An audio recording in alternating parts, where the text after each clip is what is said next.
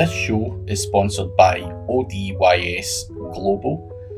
Make sure that you do sign up and get a free $100 bonus by checking out ODYS Global's Age Domains or Done For You affiliate websites. Hi guys, and welcome to today's podcast where I have finally been able to get Kristina Azarenko on the show. So I have seen you from a distance. Kristina, followed some of your stuff. Obviously, tried to get you in the podcast a few weeks ago, which I had to reschedule, but we finally get to do it. So great to have you here. Hey So, everyone. For the audience, so if I know you're doing a lot of speaking and you're relatively well known in the community, but for anyone who maybe isn't aware of what you do, give us a brief background of what you have done and how you got to where you are today. Yeah, sure. So I've been in the SEO industry for like 10 years, and the last 2 years I mostly do just consulting, because before I used to work with agencies in-house. I do consulting and I also do teaching, because I feel that there's so much misinformation now in the industry. So I call my course a no BS SEO, kind of no BS SEO, because yeah, there actually is lots of misinformation. And I work with small and medium companies, mostly e-commerce, and I help them to implement SEO in e-commerce environment, and also help them with migrations and technical SEO. And for some of you who might have seen me, you might have seen me on such events as Google Central Live event, and some Brighton SEO talks on Search Engine Land, and yeah, some other events. Or I'm part of Women in Tech SEO. So if you're a woman, I think you could have seen me there. Yeah, so this is me, and I'm really happy to be here. It's a pleasure to have you. And as I say, good job on the recent stuff that you've been doing, because I do see you becoming more and more prominent as a speaker everywhere, including the Google thing you just mentioned. I'm like, whoa, that's decent, getting yourself in there. So it's not easy. So well done on that. Yeah, so becoming famous in the SEO world, which is always a good thing. You must be doing something right. But where are you based right now, Kristina?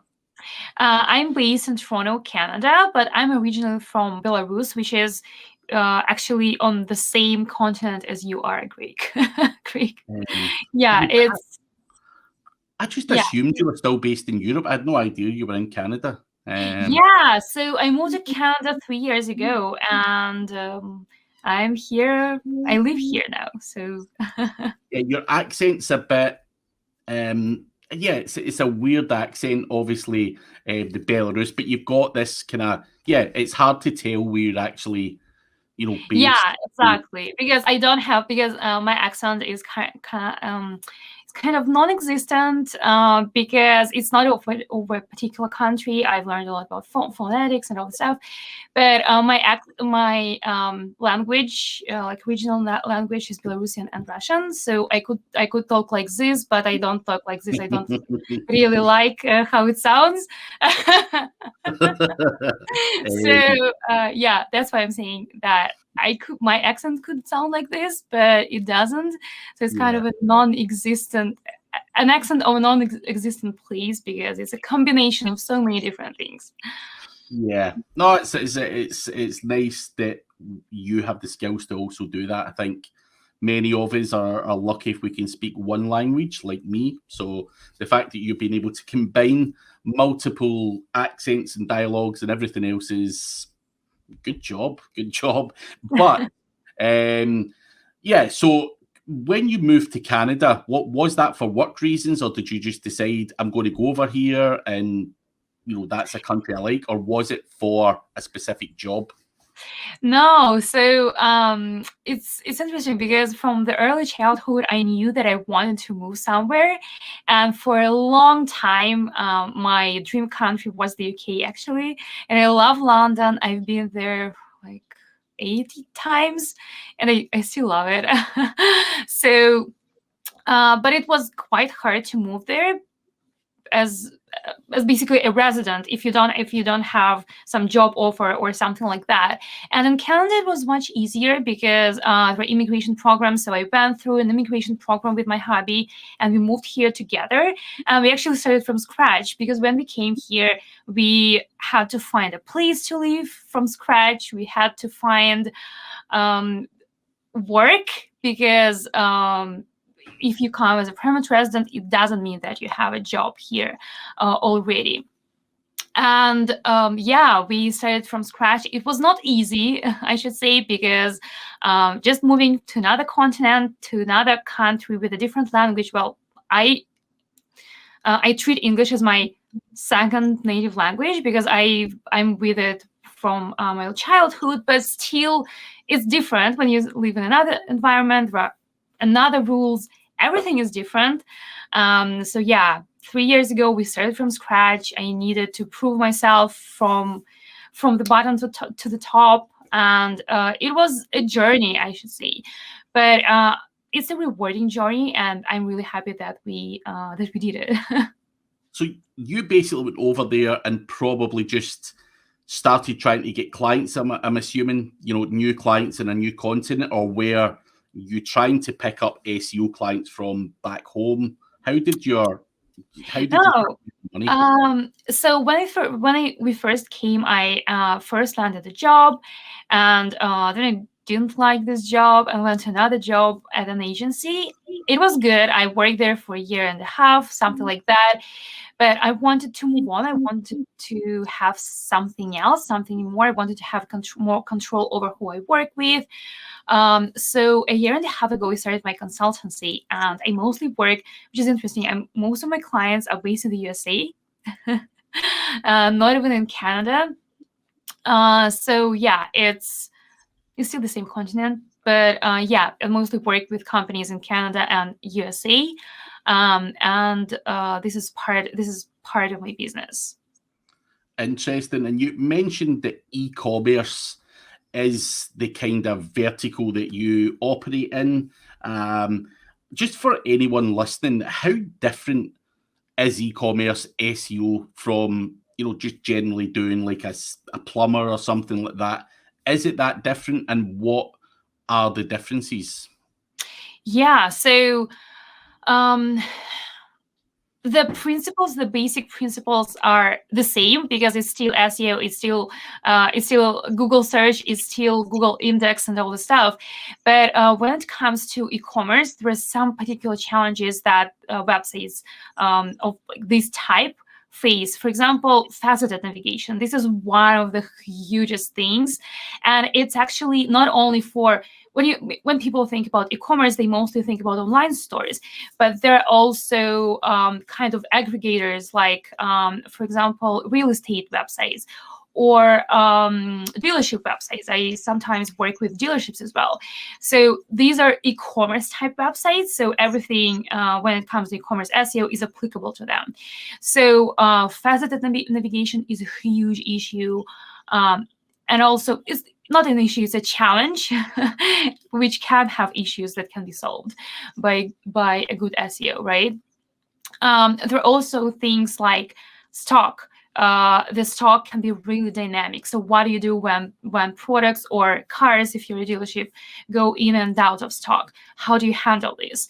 And also things like, do you need to have product options as a separate pages or not? So there were challenges like that. While, for example, if you work in B2B, as you said, if it's a plumber website, in most of the cases, the website will be quite static. you might add some content like, for example, knowledge base or something like that. But when it comes to services, to the core content, it's still the same. You still provide the same services this year and the next year. Most likely, one or two services can be different, but most likely everything will be the same. So e-commerce SEO is more dynamic. E-commerce type websites are more dynamic, and this has its own challenges. So let me give you an example just for the audience. I fully understand what you're saying and why you're doing it, but for the other people out there, they might not still get what you mean. So, for example, we're going to take a car dealership. So you've got used cars, a Jaguar is the model, and then we've got a whole bunch of Jaguars on there. So there's a silver Jaguar, it's 2 years old, it's listed on there, it's been crawled and indexed, and I buy that Jaguar, and it's no longer in stock. What is the best practice for you as the website manager to do? Is that page already no follow, no index? Do you allow that to happen? And do you go in and do a redirect? What is your, with a website like that? It could be products, it could be a car, it could be anything. What is the best way to handle a situation like that where the content or the inventory is changing all the time? Yeah, so it depends. It depends on the website, but in most of the cases, the best approach would be, especially if this page still has traffic, still has people coming and interested, to leave this page at least for a while as normal page and say that, sorry, this product is no longer available, but we have similar products and you can check them out here. So if, for example, you love this car, this model, and you're like, okay, so this particular car is not available, or this particular t-shirt, if it comes to online stores, is not available, but there are some options that I might actually like even more and can buy them. Versus if you leave the page as 404 and you say it doesn't exist, and bye. Okay, yeah. Bye. Not the best way to leave your potential customers sitting with a 404 exactly. message. So because when you attract clients, when you attract people to your website, you still pay for these people. And I'm not saying in the sense of, okay, it's paid ads, then whenever people click on the ad, you pay for this. Even with SEO, even though it's free traffic, kind of free traffic because it's organic traffic, you still put your money into optimizing website, right? And you need to treat all the people who come to your website as people you paid for, because that's actually true. Whether through social media, doesn't even matter. There's still efforts behind this and people who are paid for this behind this, right? And when you pay for this traffic and then people come to you and then you just say, okay, sorry, but we don't have anything for you here. You just wasted this money. So yeah, it's always a good idea to give an alternative if there is something which is missing on the website. Interesting. So out with that, we're going to have a lot of people here who are thinking about e-commerce that might want to start a new website and stuff like that. Now, there's so many different options available out there in terms of setting up an online store: Shopify, WooCommerce, Magento, and so on. Now, if someone has just got less than 100 products and they want the best SEO performance and they want the best platform to use, what is the best platform in your opinion, knowing everything that you know? I know people say Shopify is amazing. This is just a personal opinion of mine. Shopify's functionality is really good, but you've still got a lot of SEO restrictions, whereas WooCommerce a bit clunkier, but you've got full control and access to the server and everything else to improve site speed and any other things. So, I know all of these are questions that I regularly get asked. So what is your favorite for a small business platform to build an e-commerce store on? Yeah, it definitely depends on the number of products you said is small, but it also depends on tech savviness of the person who is going to stand behind this. Or, for example, if an online store owner is not tech savvy, but they are hiring people who are tech savvy, this is another angle. So if and another thing to consider, if this is the case, if you're tech savvy or your team is tech savvy, I'd say that a better option would be WooCommerce, which is basically WordPress. Because as you said, it has more control, but it demands more from you. You need to understand what you're doing, and only then all this control can be used properly. But when it comes to Shopify, it's an amazing platform. And if you are not tech savvy, if you're not going to find a team who are tech savvy who can do all of this optimizations and things on the back end, then Shopify is a good platform. They give you so much out of the box, and the problem, it's not the problem, the challenge that they have is that everything should work for all kinds of Shopify stores, because they can't have custom installations for every online store, right? So that's why it comes with some limitations, and it comes with limitations like robots.txt or some site speed issues. But it doesn't mean that you can't be successful on Shopify. So I don't believe when people say, "Oh, never choose Shopify. You'll never have good SEO on Shopify." That's not true. There are SEO challenges there, but there are stores which are successful in search results. Yeah. So in addition to the size, I would also consider tech savviness. Yeah. And when it comes to Magento, I worked for a company who produced Magento extensions for 5 years, so I've been really deep in this industry. And I'd say this is a good platform, but for only big stores, and if you have lots of budget. So if you have like 100 products and you don't have huge budget, don't go with Magento. Yeah. Some good advice there. One other thing I want to ask you about e-commerce. So most e-commerce providers get their product descriptions, pictures, and everything else from a supplier list in a lot of cases, and they are uploading that to their Shopify, their WooCommerce, or whatever it might be. So in the situation where your inventory changes a lot and the prices change a lot, and you're reliant on uploading that to your shopping cart, if you do any SEO to those product pages, then it's going to be overwritten all the time. So how would you address that? If you've got someone so I'll give you an example. I once had a client who had stationery products on an e-commerce store. Now, he had 20,000 products on the store, and every week those prices would fluctuate. So every week he would upload a new CSV file, which basically overwrit everything that we added to any product descriptions. Is that still a problem, or is there a way to stop that from happening in the back end of e-commerce websites?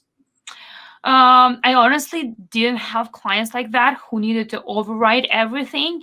But when you were asking this, I thought also about one more thing. So when it comes to e-commerce, okay, there are product pages, but in many cases, the landing pages where people land from Google search results, in most of the cases, these are going to be category pages, because you said about stationery. Okay, there are specific pens.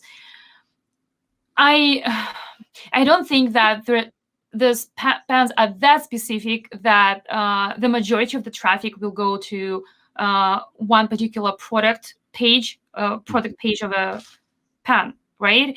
Or notebook or something.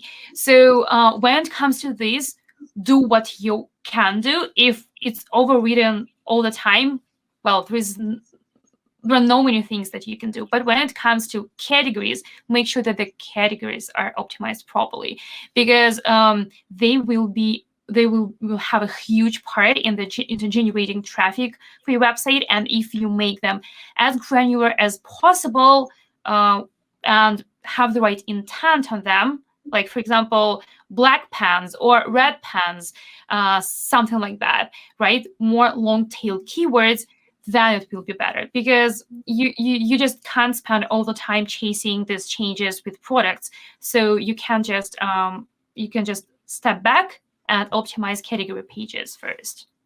Yeah, no, that makes perfect sense. So for you, probably with a website like that, optimizing your category pages would be the first thing you would do before it will make those your pillar pages, so to speak. I think would be a good idea. But moving away from, the generic newbie e-commerce questions, you mentioned prior to us coming live that there's so much misinformation that goes on in this industry in general, not just around e-commerce SEO. And you mentioned that you have an ebook that can educate people on the different parts of e-commerce SEO that's really important to get a hold of. You also mentioned that you have a course that has people in it, and obviously there's a waiting list. You only open it up 3 times a year. So if someone's listening to this going, right, Kristina, she's answered the basic questions right, she sounds like she knows what she's talking about, and they want to see more of what you suggest, what is this ebook and how does someone get a hold of it? Yeah, so when it comes to e-commerce SEO, the ebook, if you want to jump into e-commerce, the ebook is the best step. It requires some prior SEO knowledge, but even basic knowledge is enough. And it's called e-commerce SEO Mastery. And if you go to my Twitter profile, which is Azarchik, AZARCHICK, it's it's right here. It's in my bio. So the link is in my bio, and you will get it for a fraction of what it actually, of the value that you get. And there are also things like bonuses, like how do you handle seasonal pages, because this is a huge part of e-commerce as well. How do you handle seasonal pages? How do you do those promotions in terms of SEO? So yeah, check it out. Yeah, check that out on Kristina's Twitter bio. You will get the link to that. But also that course you mentioned, that you open up 3 times a year. There's a waiting list for that. What's in that course? What can people expect if they jump on that waiting list? What kind of Yeah, so the course is called SEO Challenge Course, and it lasts 45 days. 45 days is like the hardest work is in these 45 days, and after that you have time to catch up, to make sure that you've completed everything. But basically, I'd say it's a boot camp or accelerator, because on the one hand, as I said, there was lots of misinformation, and I wanted to give a clear structure without any distractions of what you need to know to be a good professional SEO. And it's not about specific niche. It's not about e-commerce. It's not about B2B. It's just how you can be good as an SEO, what you need to know. And it goes from the beginning till the end. And the technical part, since I love technical SEO, the technical part is the biggest part there. And people get all the lectures, homework, which is hands-on, and I know my students love it because they actually practice it. Because again, many courses are very theoretical, but they can actually practice it. And we also have live calls, because I find that when I go through many courses in other spheres, right, I have questions, but I can't ask them anywhere. So that's why I have live calls in my course, so that people can come and ask questions regarding whatever they are interested in SEO. So it's not just e-commerce. So if anyone wants to just learn basic SEO, that's a perfect place for them to come as well. Yeah, so I wouldn't say just basic SEO, because I have many people who've been in SEO for like a couple of years and they still find it valuable. And I in this recent cohort, I even have a person from Google, not search department, but yeah, for people from different places. And then sometimes I'm like, oh my God, how did it happen? They're so cool, they're so amazing, and the aggregate experience and knowledge that my students have, oh my God, this is just crazy. It sounds interesting. So how, if someone wants to get involved in that particular course, where do they go? Where can we find that? Yeah, if you go to seochallenge.co, you will find it, and it's a navigation. It's in the navigation, and it says SEO Challenge. But when you land on the seochallenge.co, you will also see a list of 23 or 24. I updated it. Core SEO skills. So yeah, if you just want to see where you stand in terms of SEO, or where can you improve, it's a good place as well. You can just check that out. Yeah, check the skills. It sounds very good. I think the fact that you're utilizing other people, maybe from not maybe the Google search team, but just other people from Google, is a great way to deliver content to people. So it sounds awesome. So you mentioned that it only opens a few times a year. When is the next intake of people for that course? Yeah, so the next is going to happen either in June or in October. I know the timeline is pretty big, but yeah, I will see, because I have some other things coming that might also be interesting. But when people subscribe to the waitlist, or when they get the checklist, they still get emails from me with free SEO tips. So yeah, if you subscribe, you'll still get value till the doors to the SEO Challenge open. Excellent. So after we've spoken about e-commerce and the courses, you do a lot of consultancy now, which you've said that you've done your time in agencies, you've done client work and everything, and you now offer consultancy. What is your typical day like? When someone jumps on a call with you for consultancy, what are you doing? Are you giving them a roadmap, or how does it work? Just for anyone out there struggling with e-commerce, what does an e-commerce consultant do? How can you help a business?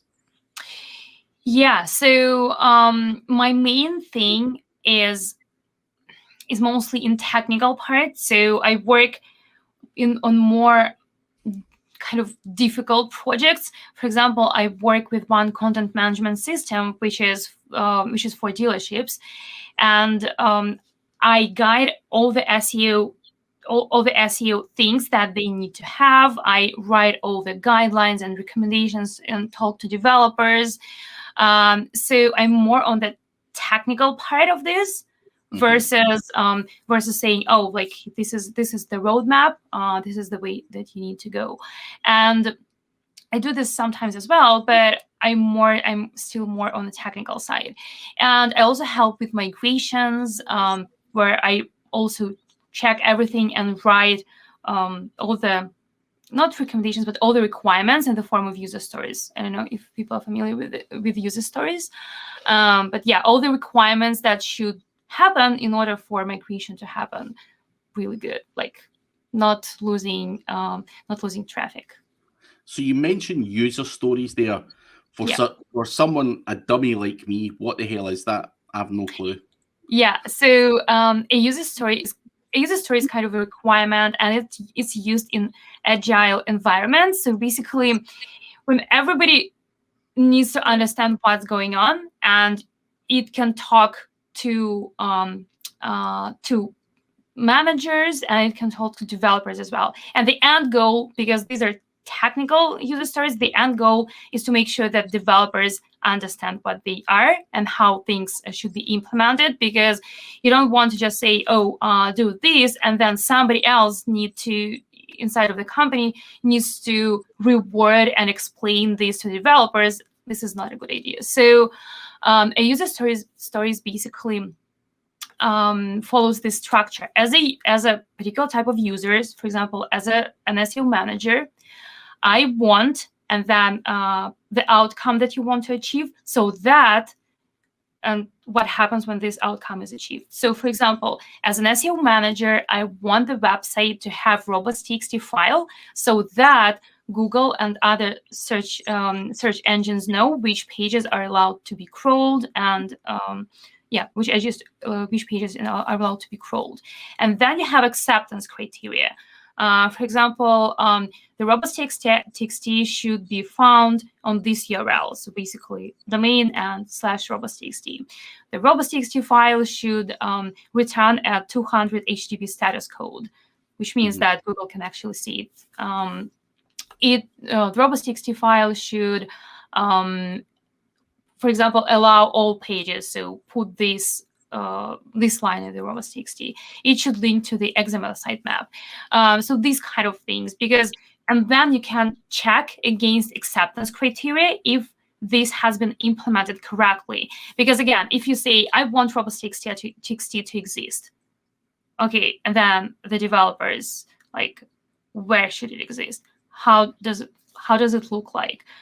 And then somebody who is testing, or it might be you, okay, if somebody is testing who is not SEO, because SEO will know this. If somebody is testing who is not SEO, they're like, okay, the developer said that they implemented this, but how can I check if they did? And that's exactly what lies in the acceptance criteria, because everybody is on the same page.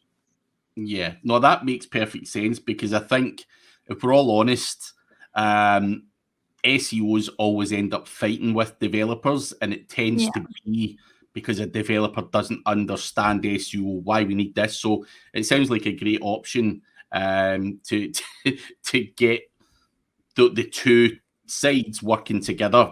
So yeah, sounds like a good plan. I've never heard of that before, but I've had a lot of fights with developers over the time because I know what I want, and sometimes I just don't have the technical ability to make it happen on their end. So that's where there's always a bit of a conflict and stuff. But yeah, it sounds good. But it would be fair to say, Kristina, from our conversation, that you're probably more on the geeky technical side of that type of thing, which is great. However, I want to just ask you before we wrap up, what type of tools does someone like you use on a daily basis? What are you currently using to analyze these things on a website? You know, obviously, we all know that you can do SEMrush for keyword research, blah, blah, blah, blah, blah. But what does someone like you, who is technical on a technical website, use? Are you still using those same tools, or is it slightly different for e-commerce websites? So let me know what kind of tools that you're allowed to share, that you want to share, that you're using to analyze all of it. Yeah, I'm going to use the tools that you've never heard about, completely new tools. So Google Mobile Friendly Test, for example. So the tools stack is actually going to be basically the same. I use Google, as I said, Google Mobile Friendly Test. That was not a joke, because it's really cool, because it shows you the real HTML, rendered HTML that Google sees. I'm not going to go deep into this, but yeah, this is a really cool tool to use. Google Search Console, for sure. Google Analytics, yes. And in terms of third-party tools, I use Ahrefs, I use SEMrush, I use Screaming Frog, and Sitebulb. Sometimes I use one, sometimes I use the other. Yeah. So as you can see, that tech stack is basically the same. And I also use a lot of Chrome extensions, and for example, view rendered HTML is one of the Chrome extensions that I use because, as you might know, I'm not sure, the people who watch us, there is a difference between the source code that you see when you check the source code of the page and rendered HTML, because rendered HTML is when JavaScript and CSS executed, and JavaScript might change the content. So if you see one title tag and canonical tag in the source code, it actually can be different when the JavaScript is executed, right? So that's why I like this tool. It shows me the difference between the source code and rendered HTML, and I can spot some issues. And another tool, which is not technical, but gives me a really fast overview of where the page stands in terms of on-page SEO, is SEO Pro extension, which is created by Truly Yours. Yeah, it shows the title tag, canonical tag, meta robot, so it can be easily to spot if there are any issues in this type of things. Yeah. Interesting. So one final thing I want to ask you, and then I'll let you carry on with the rest of your day. So as an SEO, I regularly do site audits. I don't particularly work on large e-commerce websites, but when I do a site audit, the most common mistakes are, duplicate meta descriptions, 404 errors, broken internal links, the usual garbage. What are the most common things you see on an e-commerce store technically? Where are these stores going wrong that if someone's just watching just now, that you could pretty much bet that they've not done? So one or two things that you see all the time when you do your audits on an e-com store. Yeah, so I'll tell you about two things. And the first one is not technical, but it's the easiest thing to fix. So I say this is a very quick win. The biggest issue that I see with online stores is title tags. Because they don't think about particular things that they are selling. They think in general. So for example, if they sell I don't know, notebooks, they will have just notebooks. But then, okay, so how can you describe them better? Are these black notebooks? Do they have color? Or do you provide your services, or not your services, do you ship in only particular area? Maybe you are only in Toronto, or maybe you're only in London, right? So be as specific as possible, because when you look at the title tags, that's exactly what you're trying to compete with.